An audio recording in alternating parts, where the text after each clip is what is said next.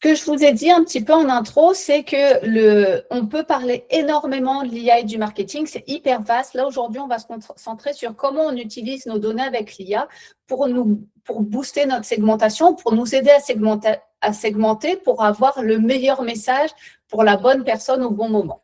C'est un petit peu ça, la ligne directrice.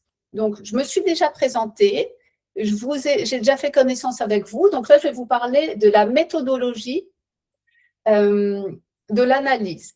L'idée, en fait, toujours, ce qui se passe souvent, en fait, évidemment, quand on parle de données, on va parler d'analyse. Je sais que parfois, c'est un petit peu plus complexe pour certaines personnes, mais ce qui est important quand on veut justement faire de l'analyse, c'est de savoir d'où on part. C'est-à-dire que, comment est-ce que je peux dire ?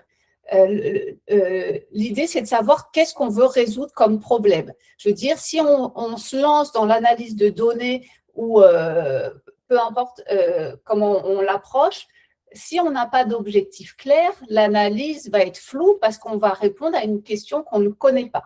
Donc, l'idée, c'est pas d'objectif, pas d'analyse. Donc, on verra un peu plus tard dans le cas de quelque chose de précis. Mais c'est vrai que c'est indispensable de partir de cette prémisse-là. Ce qu'on veut, c'est pouvoir résoudre un problème concret. L'idée, c'est d'avoir des réponses qui sont justement alignées à nos objectifs. L'idée, je vais vous donner un exemple juste après. Ensuite, des constats qui éclairent. L'idée, c'est qu'une fois qu'on a nos analyses, on va faire des constats. Qu'est-ce qu'on voit, qu'est-ce qu'on regarde? Par exemple, hier, je parlais, dans un autre webinaire, je parlais du taux de clic. Par exemple, on regarde le taux de clic d'une publicité. Si on dit juste « Ah, c'est plus haut, c'est plus bas », ben, en fait, qu'est-ce que ça fait dans notre vie que ce soit plus haut ou plus bas que le mois d'avant, que l'année d'avant ou qu'une publicité précédente? En fait, ce qui est important, c'est de relier ça effectivement à une recommandation de qu'est-ce qu'on va faire derrière. Donc, je vais vous donner un exemple sur deux niveaux de responsabilité différents parce que selon les rôles et responsabilités qu'on a, si on fait de la communication, si on fait du marketing, si on a plutôt un rôle opérationnel, plutôt un rôle stratégique, on ne va pas vouloir faire les mêmes analyses et on ne va pas vouloir avoir le même niveau de vision à ce niveau-là.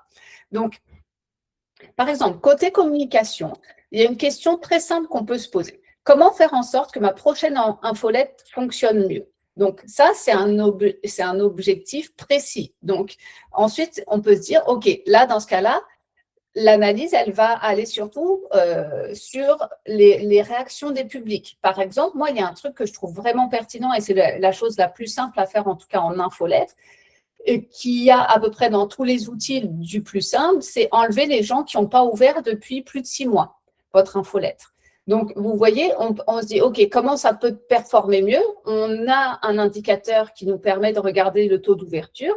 Là, on se dit, OK, si je veux augmenter la performance, ça va passer par l'augmentation du taux d'ouverture. Donc, on va enlever tous les gens qui n'ont pas ouvert depuis plus de 6 mois. Et donc là, on a une augmentation de la performance.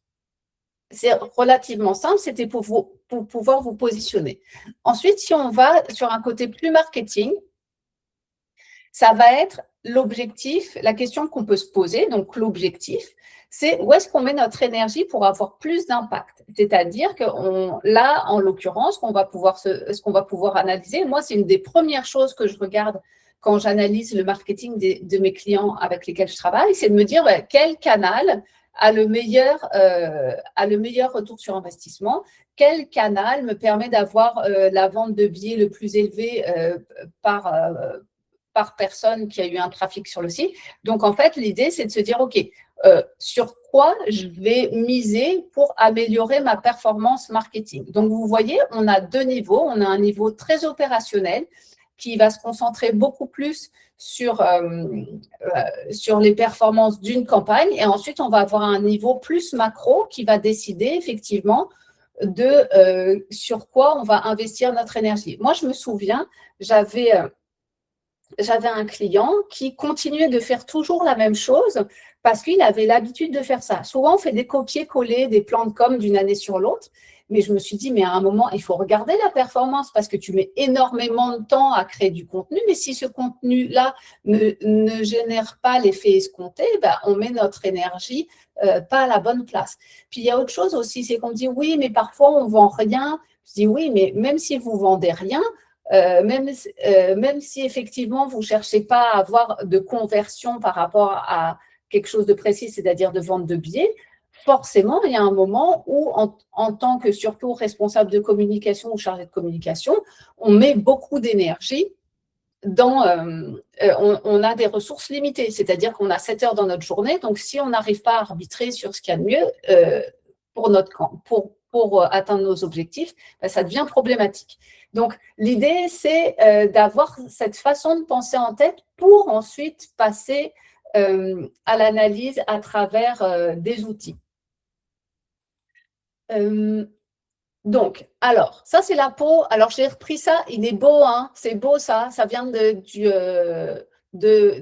Câblé, le beau magazine de Kiblos, qui avait fait vraiment… C'était vraiment intéressant parce qu'on se rendait compte à quel point un chargé de com, un responsable de com est complètement assailli toute la journée de faire plein de choses différentes. Je pense qu'il faut être TDAH pour être chargé de com dans une organisation. Donc, franchement, vous avez toute mon admiration et mes clientes, c'est exactement ce qu'elles ont. Aujourd'hui, on va passer à un exemple concret. L'idée, c'est que je vous ai fait un peu de blabla théorique. Là, l'idée, c'est de se dire, OK, on va passer à la pratique. Je vous ai mis un cadre et là, on va passer à… Donc, l'exemple concret, il est là. Ah, ben c'est marrant, il ne marche plus mon GIF. Quel dommage. Il était vraiment super, il faisait comme ça, là. Donc, quelque chose qui doit vous arriver 16 ans. Souvent, on vous dit jeudi à 16 h, OK, il y a une urgence infolette, la prochaine doit partir demain à 10 h. Ça, c'est l'urgence. Donc, ça arrive très souvent. Le choix 1, j'envoie le même message à tout le monde. Ou le choix 2, je segmente et je personnalise mon infolettre. Alors, j'ai entendu que vous étiez quand même assez avancé sur la segmentation. Après, on pourra voir les différents types de segmentation qu'on va pouvoir mettre en place. Le but, c'est pouvoir déployer un peu vos ailes avec différentes segmentations. Alors, comment choisir justement? Qu'est-ce que je fais? Parce que j'ai aussi lu qu'on ne veut pas aussi trop se casser la tête pour mettre des choses en place. Moi, quand j'avais donné déjà ce webinaire, je pense, il y a 6 mois, on m'avait dit, oui, mais moi, quand c'est dans l'urgence, je fais une communication de masse et le but, c'est que ça parte parce qu'entre 16 h et 10 h le lendemain matin, c'est vraiment court. Là. Et encore mon petit GIF qui ne marche pas. Mais quel dommage. Donc là, c'est Bob l'éponge qui court partout parce qu'il est en panique. Quelle tristesse que ça ne fonctionne pas. Donc, là, en fait, je voulais juste vous mettre les inconvénients, les avantages, si vous ne le savez pas déjà, de la segmentation. Donc, on a les avantages et les inconvénients de chaque côté. Envoi toute la base courrier de masse et envoi segmenté en bas. Ce qu'il faut savoir, et puis je refais référence à ce que je vous disais, si vous voyez, s'il y a des gens qui n'ont pas ouvert depuis 6 mois vos infolettes, qui n'ont pas ouvert depuis 6 mois vos courriels, ce que vous faites, ce que vous envoyez comme message à tous les outils marketing, enfin, tous les outils de boîte mail, c'est-à-dire que vous envoyez du spam. Parce que s'il y a 50% de votre base qui n'ouvre pas, ben vous avez tout intérêt. Vous ne les virez pas, mais vous ne les mettez pas dans vos envois. Comme ça va vous permettre d'avoir un meilleur taux de délivrabilité. Donc, vous voyez, quand on segmente ne serait-ce qu'avec ça, c'est vraiment pertinent. Le message est plus pertinent, meilleur engagement. C'est ça qu'on veut. On veut générer de l'engagement. Le taux d'ouverture et le taux de clic sont plus élevés. Mécaniquement, on enlève tous ceux qui n'ouvrent pas et qui ne cliquent pas. Forcément, ça augmente. On a moins de désabonnements et d'emails perçus comme du spam. Effectivement, l'inconvénient, c'est un peu plus de travail et moins d'audience totale touchée immédiatement. On va ratisser moins large, mais on va ratisser mieux. Évidemment, à l'inverse, la stratégie de l'envoi à toute la base, c'est plus rapide, c'est plus facile, on ne se pose pas trop de questions. Par contre, ça a un impact majeur sur votre délivrabilité, c'est-à-dire la capacité à ce que votre email, il arrive dans la boîte courriel de vos abonnés à votre infolettre ou à peu près à tout. Et donc ça, c'est vraiment important. En fait, on ne veut pas surstimuler sa base de données, surtout quand les gens ils trouvent pas que ce qu'on leur envoie est pertinent. Donc, à partir de là, on va basculer. Ben oui, mais qu'est-ce qu'on peut faire effectivement avec l'IA? Comment l'IA peut nous aider à faire ça? Ah, mais c'est ça. Choix numéro 2, évidemment, je personnalise mon infolette Go. Donc, là, c'est la panique. C'est là que je dis comment l'IA peut nous aider effectivement à être un outil qui est bien plus, comment est-ce que je peux dire, qui est utile et qui va nous traiter de la donnée rapidement et facilement. Alors, on va rester calme et focus. Je vais vous proposer une méthode. On va passer dans l'outil ChatGPT et on va regarder un petit peu comment ça fonctionne. L'idée, objectif qu'on veut avoir, c'est un segment, une offre, un message. On ne veut pas partir dans tous les sens. Alors, voilà, un petit disclaimer sur l'IA. C'est pour ça aujourd'hui qu'on en parle et c'est aussi pour ça qu'il y a une formation. La seule chose que te dit l'IA, sur laquelle tu peux avoir complètement confiance, c'est sa clause de non-responsabilité. C'est-à-dire que l'IA fait des erreurs, c'est la seule chose qu'on sait qui est vraie. Aussi, s'il y a une IA qui s'appelle copilote, c'est parce que vous avez besoin d'être le pilote de votre IA. Et l'idée aujourd'hui, c'est de vous dire, OK, on peut faire plein de choses, mais comment je donne les bonnes instructions dans le bon cadre, avec les bonnes connaissances pour faire en sorte que l'IA fasse ce que je veux et de garder son esprit critique. Ça, c'est indispensable. Alors, où est-ce que j'en étais? OK, passons à la pratique avec l'IA. Alors là, vous allez voir, je vais encore changer mon écran. OK. Alors, je vais arrêter le partage là. OK, j'arrête le partage et on va basculer sur ChatGPT. En fait, j'ai créé un petit fichier comment est-ce que je peux dire? J'ai un petit fichier de billetterie, mais c'est quelque chose, comment est-ce que je peux vous dire? C'est un fichier fictif. Donc, toute la data qui va sortir ou la façon de ce qui va sortir, ce n'est pas du tout représentatif de la réalité dans un fichier de billetterie que vous allez avoir. À savoir, avant de charger un fichier de billetterie, dans peu importe l'IA, c'est important que ce soit anonymisé. On ne met pas d'adresse courriel, on ne met pas de téléphone, on ne met pas d'adresse, on ne met pas de nom, on ne met pas de prénom. Ce qu'on veut, c'est vraiment avoir comment ça s'appelle, un identifiant unique qui nous permet ensuite d'arrimer nos emails. Donc, ce qu'on veut, c'est on peut traiter la data dans le ChatGPT. Moi, je vous recommande Claude, qui est bien plus puissant, mais là, on va faire l'exercice dans ChatGPT. Parce que, en fait, la donnée, on ne sait pas trop encore où elle va et où est-ce qu'elle est stockée. Il y a le Data Privacy dans ChatGPT, où vous pouvez aller sur une page où vous dites que vous ne voulez pas que vos données entraînent le modèle. Par défaut, en fait, lui, il va dire qu'il ne garde pas la data. Mais comme c'est quand même quelque chose de flou, ça reste aux États-Unis. Il n'y a pas le RGPD, même s'ils essayent de se mettre aux normes aujourd'hui. Il faut faire vraiment, vraiment, vraiment attention à ça. C'est un outil, ce n'est pas infaillible, mais ce que ça peut vous donner, ça va vous donner un guide. Donc, je vais passer dans ChatGPT. OK, on le voit, c'est super. Donc, ce que vous ne voyez pas, c'est qu'à côté, j'ai un petit script. C'est le script du guide pour une segmentation efficace, parce que je ne peux pas jouer sur les deux. Et ce script-là, si à la fin, vous allez vous inscrire sur mon code QR, vous allez pouvoir répéter le script qu'on va travailler ensemble aujourd'hui. Vous allez pouvoir jouer avec par la suite. Ça va vous permettre de faire vous-même votre segmentation. Vous allez pouvoir jouer avec et vous familiariser un petit peu avec ça.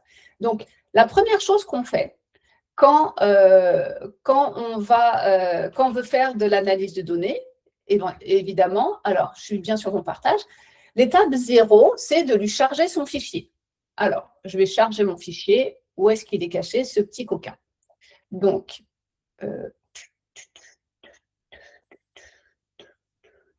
voilà. OK, dataset fictif. OK. Ça, c'est l'étape 0. Je ne veux rien qu'il fasse, je veux qu'il attende. Voilà, c'est ce qu'il va faire. Il va me télécharger mon fichier. Ah, bah, il ne peut pas me faire de la visualisation. Je ne sais pas ce qu'il a en ce moment, il ne veut plus visualiser. OK, il me met le dataset fictif, il me dit comment il a récupéré, tout va bien. Ah, zut!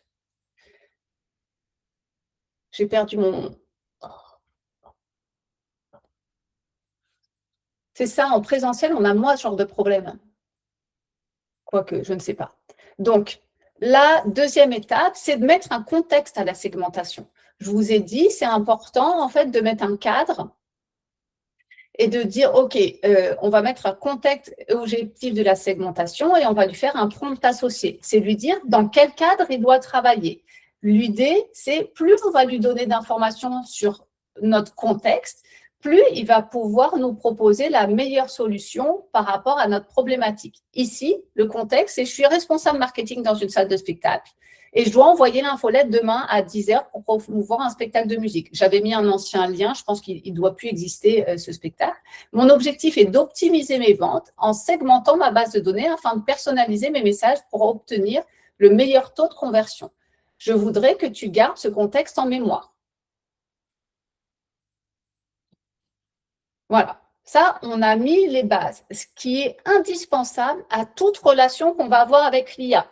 Parce que sinon, il va se dire, je suis cuisinier et l'idée, c'est de lui dire, mets-toi à ma place de responsable marketing et fais pas comme si c'était un cuisinier qui jouait au responsable marketing. Donc, vous allez voir, là, je vous remontrerai vous allez pouvoir voir le guide pour la segmentation efficace. La vérification, il faut toujours vérifier. Je vous ai mis un guide de vérification du pilote. Est-ce que j'ai formulé clairement mon objectif marketing? Est-ce que le contexte est suffisamment précis pour guider l'analyse? Est-ce que j'ai bien décrit le spectacle ou la campagne visée? Donc, à chaque étape, je vous ai mis la vérification du pilote. Le pilote, c'est vous. OK, donc on part, c'est parti, on lui met le contexte.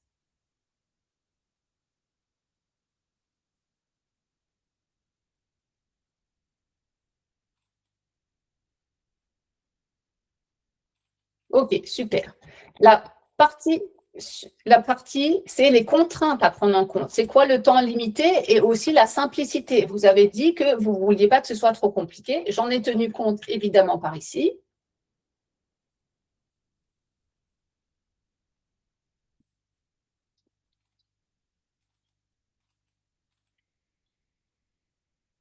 Donc, en fait, l'idée, c'est de l'aligner avec votre écosystème numérique et vos contraintes, le temps, les ressources et tout ça. Là, j'ai mis ça parce que c'est vrai que ça fait pas mal partie de votre réalité. Donc là, on valide encore que le pilote, si on a bien toutes les étapes qui sont réalisées. Étape préalable à la segmentation. Avant d'effectuer la segmentation, quelles sont les étapes essentielles à réaliser pour m'assurer que ma base est prête? Attention, et ce qu'il faut faire attention, surtout quand on analyse la donnée, c'est que on parle de garbage in, garbage out. Donc, ce qu'on veut, c'est valider, est-ce que nos datas sont suffisamment propres pour pouvoir l'analyser et créer une segmentation? Donc là, quand on ne sait pas vraiment ce qu'il y a à faire, ce qu'on va lui demander, il sait bien, on va lui demander sa méthodologie. Parce qu'en fait, quand on lui dit mets ta méthodologie en place, ça va nous permettre aussi de valider sa méthodologie et de monter aussi en compétences. Et ça lui permet de réfléchir à la méthodologie parce que parfois, il ne réfléchit pas et il va très rapidement.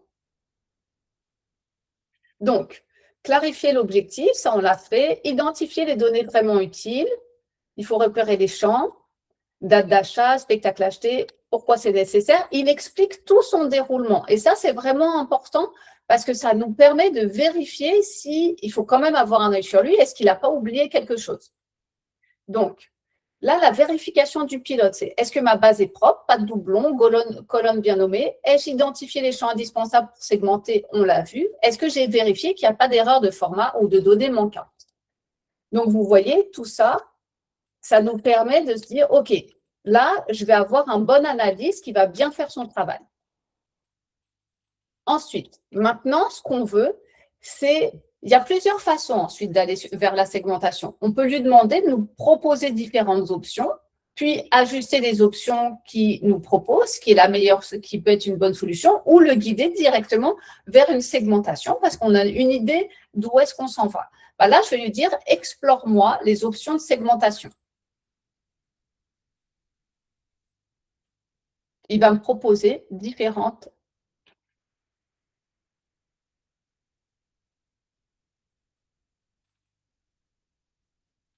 Donc là, il me présente différentes options, sachant que j'ai l'impression qu'il a, vous voyez là, je commence à me dire, il a oublié qu'il avait déjà un fichier. je voudrais que tu me proposes différentes options par rapport à mon fichier, ce que tu vois dedans. Donc, je te présente les options les plus utiles. A acheté récemment, a acheté il y a longtemps, n'a pas acheté depuis longtemps. Là, c'est une segmentation autour de la récence que je trouve vraiment pertinente. On a comme une audience chaude, on a une audience tiède et on a une audience plutôt froide. C'est une segmentation qui est super pertinente, facile à mettre en place et on peut passer vite à l'action. Segmentation par type de spectacle déjà acheté. Donc, en fait, en fonction du spectacle qu'on a à vendre, on va pouvoir aller cibler différents types d'acheteurs. C'est cohérent et on peut aussi mixer les deux. Là, on n'en a mis qu'une. Ensuite, on a segmentation par fréquence d'achat. Moi, j'aime beaucoup celle-là parce que ça permet, c'est un peu, si nos billets sont à peu près tous au même prix, ça permet de dire, il y a les gens qui viennent très fréquemment dans notre salle, il y a ceux qui viennent moins fréquemment. Et l'idée, c'est de les faire passer d'un segment à l'autre, de faire que les gens qui viennent très peu viennent un peu plus, et puis viennent encore un peu plus, et viennent un peu plus. Donc, j'aime beaucoup celle-là, ainsi que la récence. Mais l'idée, si on veut rester simple, on peut commencer avec ça. Alors, segmentation RFM, là, c'est là qu'on peut croiser certaines choses. On a récence, fréquence, dont j'ai déjà parlé, et le montant. Le montant, c'est le montant dépensé. Si vous avez de la volatilité dans vos ventes, dans vos prix de billets, ça peut être pertinent. Sinon, on reste juste sur récence, fréquence, parce que ça va nous donner quand même déjà une bonne idée. Donc là, l'idée, c'est qu'on va pouvoir, évidemment, on a les clients récents et fidèles, les gros contributeurs, les anciens bons clients à réactiver. Et là, ils nous donnent des idées. Et petits acheteurs bien engagés. Là, on commence à avoir une étape supplémentaire parce que déjà, pour le mettre en place un peu du jour au lendemain, c'est un petit peu compliqué. Donc, moi, je vais quand même lui dire, ça, ce n'est pas dans le script, mais je vais lui dire, écoute, j'ai peu de temps, regarde mon fichier et dis-moi ce qui est le plus pertinent par rapport à mon fichier.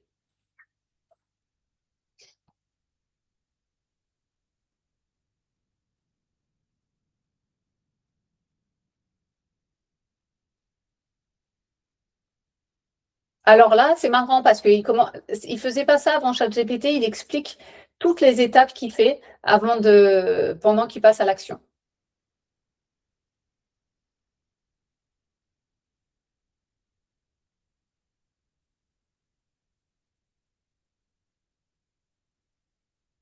Ouais, il réfléchit longtemps. C'est ça le problème des démonstrations live.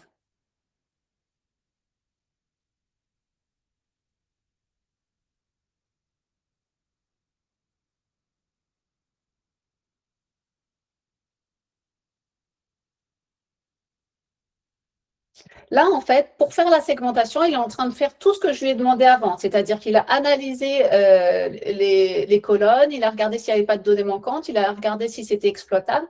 C'est vraiment ça le but de l'analyse parce qu'il le sait qu'il ne peut pas le faire correctement sinon. Attention, je l'ai fait, j'ai beaucoup travaillé avec ce fichier en démo, c'est pas toujours bon. Moi, je vous conseillerais de faire ça dans Claude, je pense que c'est beaucoup plus fiable, sachant que 45, même Claude, à 50%, il fait des erreurs, mais il est quand même meilleur en calcul. Et là, je pense que ChatGPT est fatigué. C'est toujours ça. Donc, en fait, à partir de là, je peux continuer à parler pendant qu'il tourne, c'est-à-dire qu'il va nous donner une segmentation et après, il va me dire, OK, quelle est la meilleure? Soit c'est la récence, soit c'est la fréquence. Et ensuite, je vais lui dire, OK, très bien, fais-moi des groupes et dis-moi combien il y a de personnes dans chaque groupe. Et à partir de là, je vais lui dire, OK, très bien, ça c'est mon spectacle et c'est mon spectacle que je dois vendre. Est-ce qu'on peut travailler éventuellement les offres ensemble et est-ce qu'on peut travailler le message marketing ensemble? Donc là, ce qu'on peut dire, c'est qu'on a travaillé avec ChatGPT ou toute intelligence artificielle qui est similaire. On a travaillé la segmentation. Ah, OK, historique des achats, date de réservation. Oh là là, il est parti, je ne sais pas où. Donc, il faut vraiment le… Catégorie musique, OK. Segment acheteur de musique. Bon, il est parti. Il va falloir que je le recentre. C'est là que vous voyez que ce n'est pas toujours immédiat. C'est un bon outil, mais il faut vraiment le cadrer parce qu'il part dans tous les sens. Ah, acheteur récent, non musique, OK. Ancien acheteur dormant. Moi, je peux lui dire qu'il me fasse juste sur la fréquence. Et donc, en fait, on peut avoir tout de la segmentation à la personnalisation, à l'offre, pour packager une infolette qui soit vraiment personnalisée. Et là, c'est intéressant. Il y a autre chose aussi parfois que je fais. Même sans changer de message, je trouve ça intéressant d'aller sortir on met le même message à tout le monde. On s'assure éventuellement que que les gens qui n'ont pas ouvert ne sont pas dans la segmentation. Puis, ce qu'on fait, c'est qu'on envoie le même message à tout le monde, mais on fait 3 audiences différentes. Par exemple, on va faire les gens qui sont venus qu'une fois, les gens qui sont venus 2, 3 fois et les gens qui sont venus 4 fois et plus dans la dernière année. Et on regarde un petit peu, on observe les taux d'ouverture, on observe aussi comment ça a converti, est-ce qu'ils ont acheté, pas acheté. Donc, vous voyez comment on peut, même en faisant quelque chose, un courriel de masse, avoir une segmentation différente et analyser les résultats avec un spectre différent. Donc là, trop de micro-segments. Je vais lui dire, je veux 3 segments basés sur la fréquence. Peux-tu les créer et me dire combien il y en a dans chaque segment.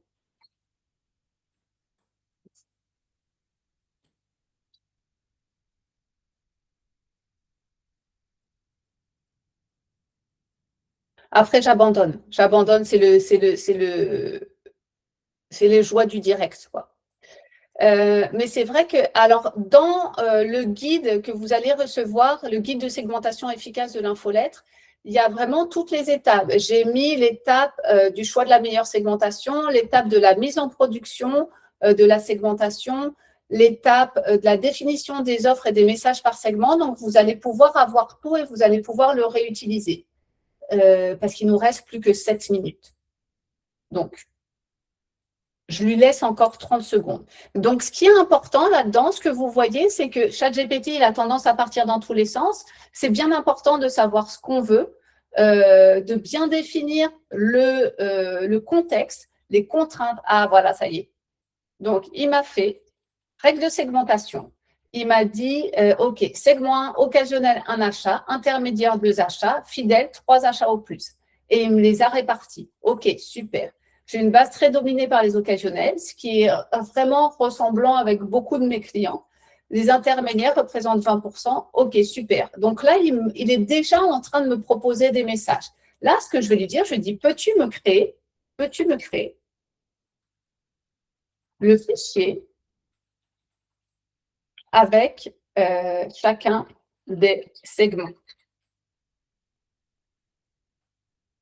Alors, peux-tu me créer le fichier avec une colonne supplémentaire pour intégrer le segment.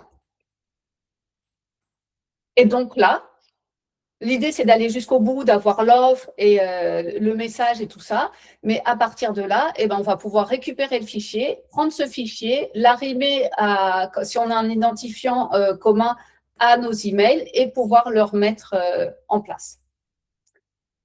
S'il veut bien. Alors, need to check the name and OK, il est en train de vérifier.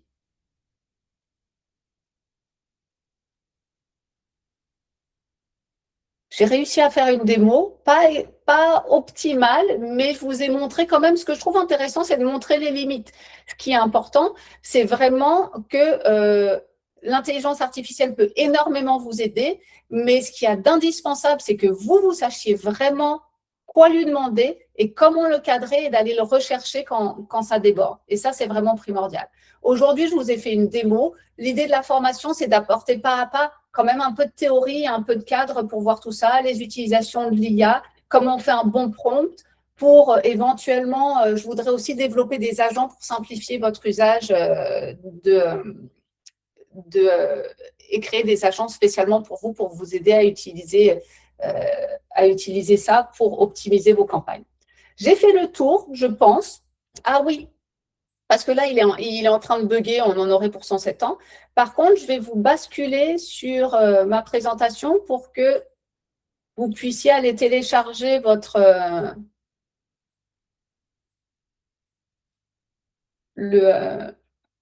zut.